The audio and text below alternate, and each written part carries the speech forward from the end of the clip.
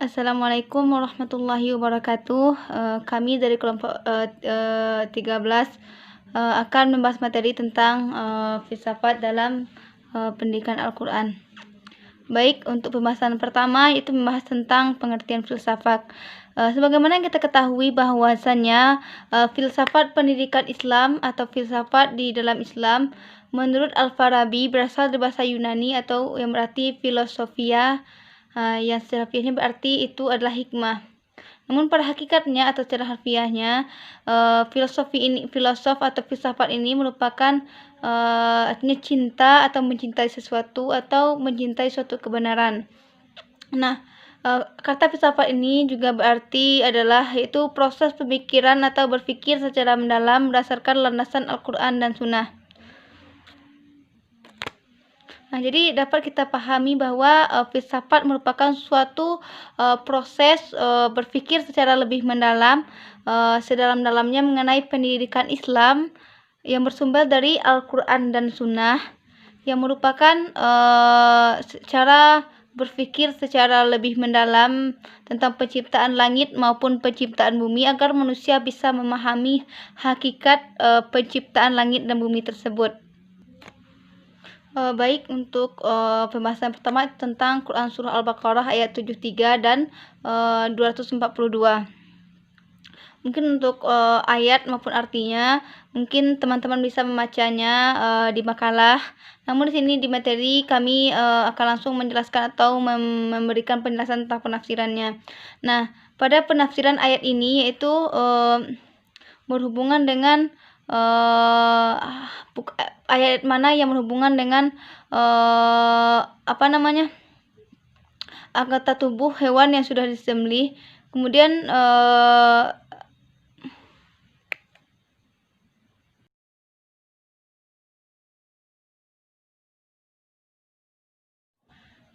baik, untuk pembahasan pertama itu tentang penafsiran Quran Surah Al-Baqarah ayat 42, yang mana pada ayat ini Allah menjelaskan bahwasanya bagaimana cara Allah menghidupkan manusia atau seorang yang sudah meninggal melalui pukulan dari tulang sapi yang sudah meninggal yang diberikan kepada tubuh manusia. Nah, dari sini kita bisa memahami bahwa bagaimana hakikat kekuasaan atau kebesaran Allah sehingga bisa membuka cakrawala atau pemikiran kita tentang kebesaran dan kekuasaan Allah tersebut. Kemudian untuk yang kedua yaitu analisis pendidikan dari ayat tersebut adalah bahwasanya Allah ayat ini menjelaskan tentang tanda-tanda atau kekuasaan serta kebesaran Allah yang mampu memperlihatkan kepada manusia rahasia-rahasia agama, peraturan-peraturan serta hukum yang terdapat dalam Al-Quran yang harus ditaati dan dipatuhi oleh manusia. Kemudian pada surah Al-Baqarah ayat 142 Allah menjelaskan tentang batasan-batasan atau aturan-aturan yang menjelaskan tentang fardu, wajib, halal, haram dan sebagainya. Sehingga di sini Allah menjelaskan bagaimana batasan-batasan seorang dalam memenuhi hak atau suatu hukum, sehingga manusia tidak menyalahi atau tidak melampaui batas-batas yang telah Allah gariskan.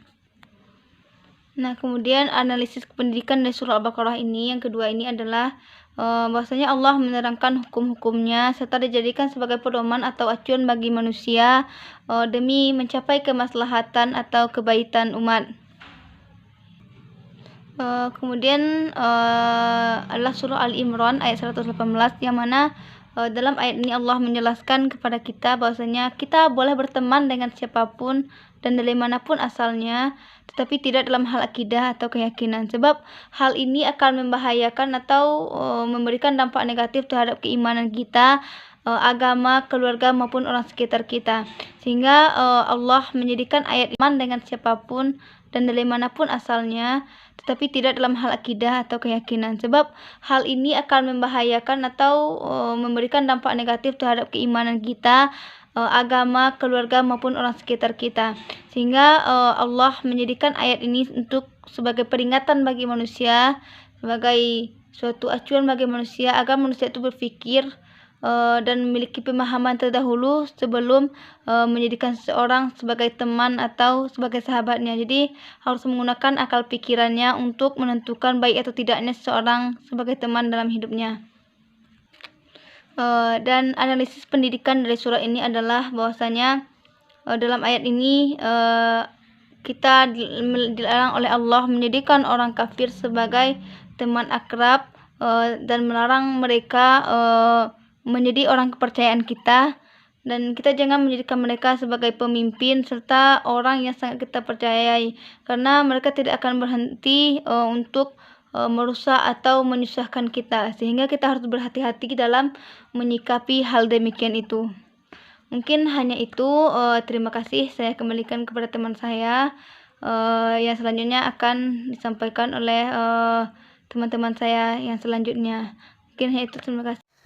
Assalamualaikum warahmatullahi wabarakatuh. Baik, saya Lina Apriana, NIM 1830101134. Di sini saya akan melanjutkan poin dari yang pertama tadi. Nah, saya akan membacakan pada poin D, E, dan F. Bisa dilihat di dalam makalah itu yang poin D itu Quran surat Al-An'am ayat 151. Nah, di situ ayat ini penafsirannya itu bahwa ayat ini memerintahkan Rasulullah Shallallahu Alaihi Wasallam itu untuk mengajak mereka meninggalkan posisi yang rendah dan hina yang tercermin pada kebijakan moral dan perhambaan diri kepada Allah untuk menuju ketinggian derajat dan keluhuran budi pekerti. Nah, di sini yang pertama itu di ayat ini tertulis janganlah kamu mempersekutukan sesuatu dengannya. Nah, dan persekutuan apapun itu. Jadi kita tidak boleh mempersekutukan Allah dengan apapun. Nah, yang kedua yaitu ada penyebab dari segala sebab wujud dan sumber segala nikmat. Disebutkan penyebabnya itu perantara yang berperan dalam kelahiran manusia. Nah, itu sekaligus yang harus disyukuri ya. Terus yang ketiga itu larangan menghilangkan keberadaan. Nah, di situ sudah dijelaskan, dan janganlah kamu membunuh anak-anak kamu karena kamu sedang ditimpa kemiskinan. Nah, jadi seperti yang keempat itu, dan janganlah kamu mendekati perbuatan keji seperti membunuh dan berzina.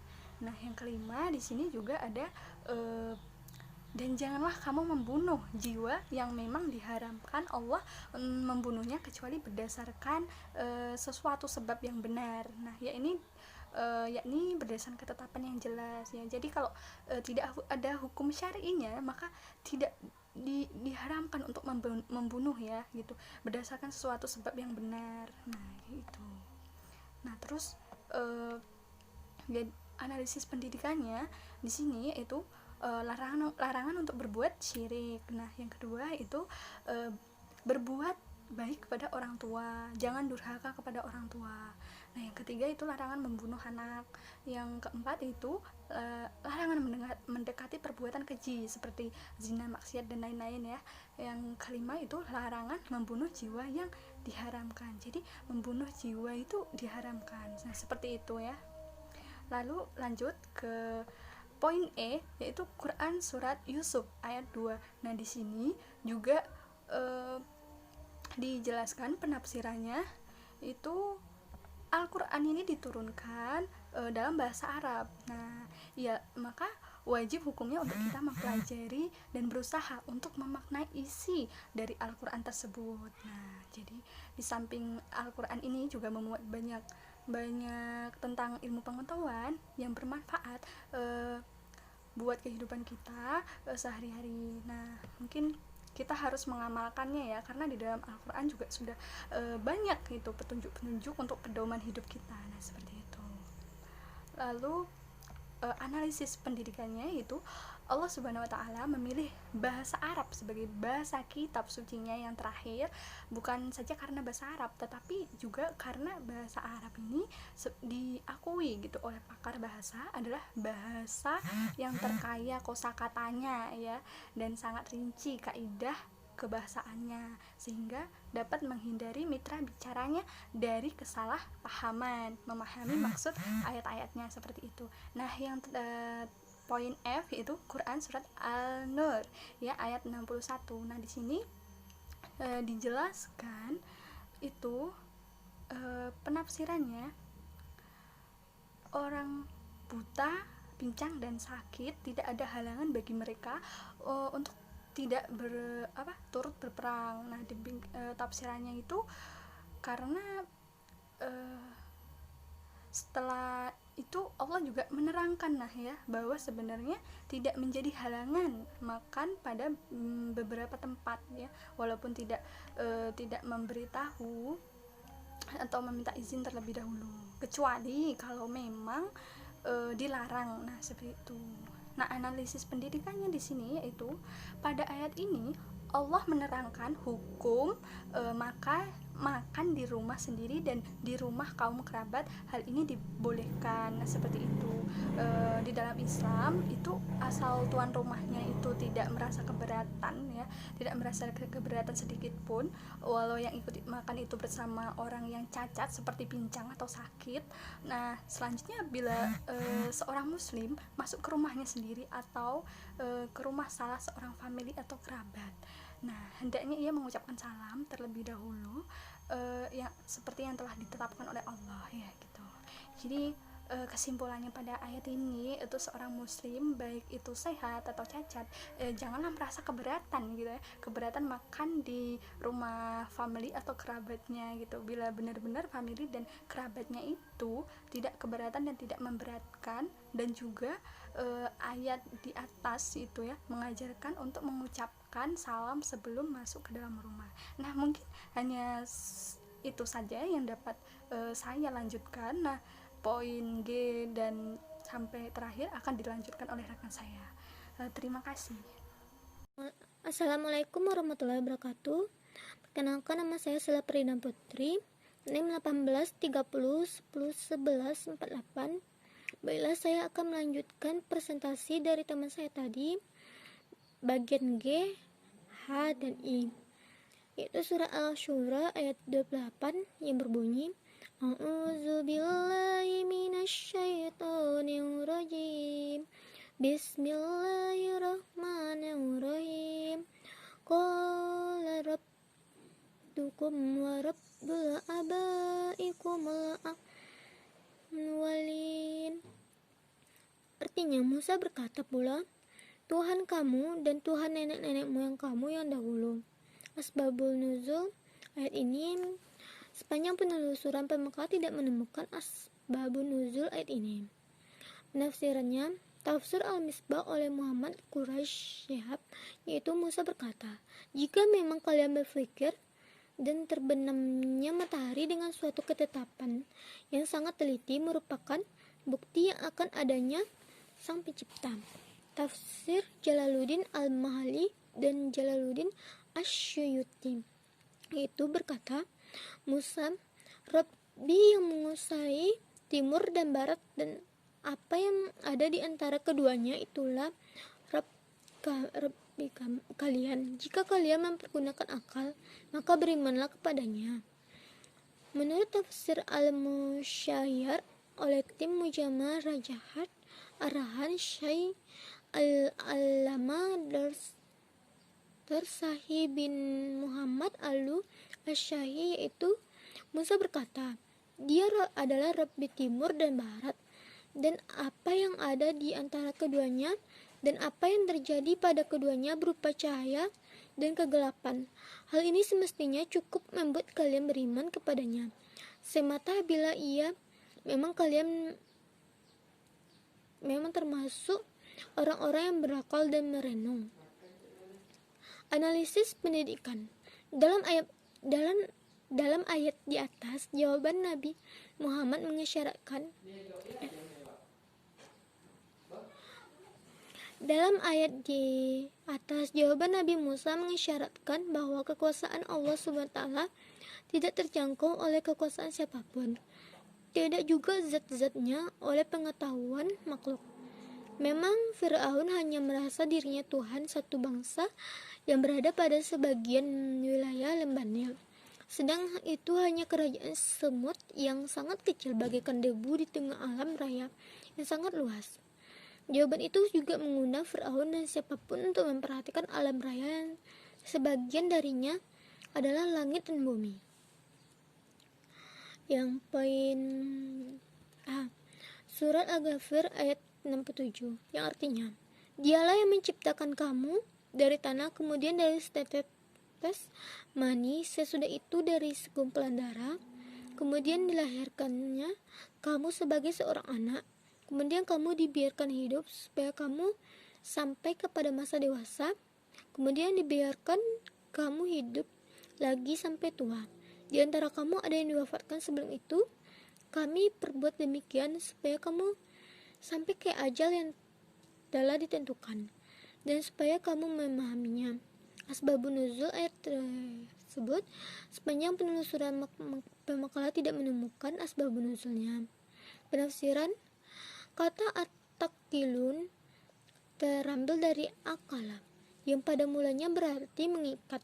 Seseorang yang menggunakan akal pikirannya dengan baik memperoleh potensi yang memeliharanya dari kesalahan serta kedurhakaannya, seakan-akan potensi itu menjadi pengikat baginya sehingga tidak terjerumus dalam kesalahan. Analisis kependidikan. Penegasan Allah SWT bahwa manusia merupakan makhluk ciptaannya yang asal kejadiannya dari tanah dan proses kejadian manusia ketika manusia dalam kandungan. Selanjutnya, perkembangan hidup manusia setelah hadir ke dunia. Kehidupan manusia ada yang sampai tua, tetapi ada juga yang sampai usia dewasa atau anak-anak, ada yang sudah meninggal. Sebagian kita lebih berhati-hati dalam menjalani kehidupan yang fana ini. Penting bagi manusia untuk selalu berusaha menambah iman dan tawaduk kepada Allah Subhanahu wa taala. Bagian I, Surah At-Tahrik ayat 5 sampai 6. Yang artinya, maka hendaklah manusia memperhatikan dari apakah dia diciptakan. Dia diciptakan dari air yang dipancarkan, yang keluar dari antara tulang sulbi laki-laki dan tulang dada perempuan. Sesungguhnya Allah benar-benar kuasa untuk mengembalikan yang hidup sesudah mati. Asbabun nuzul. Ikrimah telah menceritakan bahwa ayat ini diturunkan berkenaan dengan sepak terjang. Abul Asyad, pada suatu hari ia berdiri pada hamparan yang terbuat dari kulit yang disimak, lalu ia berkata, "Hai semua orang-orang Quraisy, siapakah di antara kalian yang mampu mengeserku dari tempat ini? Maka aku akan berikan kepadanya hadiah." Lalu ia melanjutkan perkataannya, "Sesungguhnya Muhammad menduga bahwa penjaga neraka itu adalah 19 malaikat. 10 di antaranya mereka aku sanggup melayani sebagai wakil dari kalian, dan kalian harus membantuku untuk melawan 9 malaikat lainnya."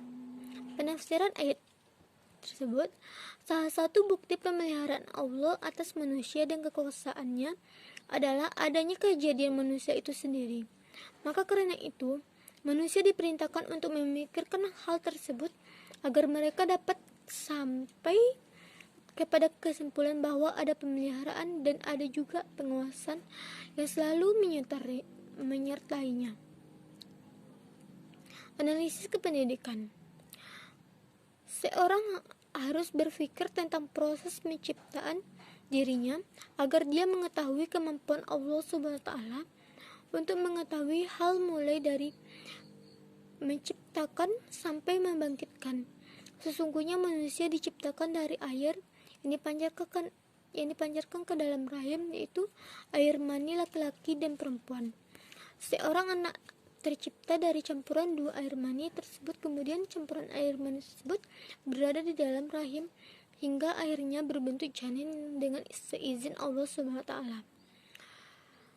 Dalam surah Al-Ghasyiyah ayat 17-20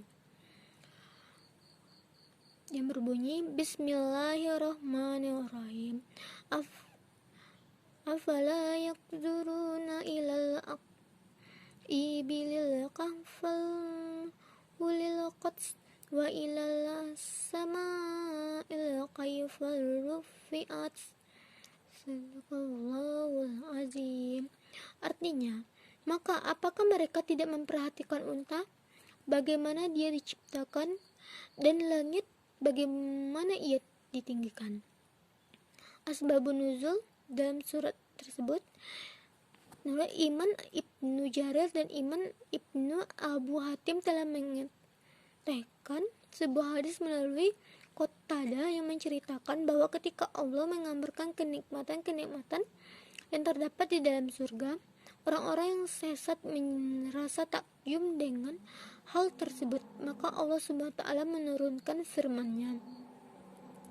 Penafsiran ayat tersebut, penggunaan kata ila kepada yang digandeng dengan kata yang yazhurun atau melihat atau memperhatikan untuk mendorong setiap orang melihat sampai batas akhir yang ditunjuk oleh kata ilah itu. Dalam hal ini sehingga pandangan dan perhatian benar-benar menyeluruh, sempurna dan mantap agar dapat menarik darinya sebanyak mungkin bukti tentang kuasa Allah dan kehebatan ciptaan sempurna, dan mantap agar dapat menarik darinya sebanyak mungkin bukti tentang kekuasaan Allah dan kehebatan ciptaannya. Analisis kependidikan ayat tersebut, Allah Subhanahu wa taala memberikan peringatan kepada manusia dan kekuasaannya, dan bahwa Dia mampu menciptakan segala sesuatu. Hal itu disebutkan setelah Allah menyebutkan perkara penghuni surga dan neraka. Kemudian orang-orang kafir heran tentang hal itu. Lantas mereka pun mendustakan dan mengingkarinya. Allah SWT telah mengingatkan mereka tentang penciptaan unta, karena hewan tersebut adalah mayoritas hewan yang dimiliki oleh orang-orang Arab. Allah juga mengingatkan tentang penciptaan langit yang ditinggikan dari bumi tanpa tiang penciptaannya.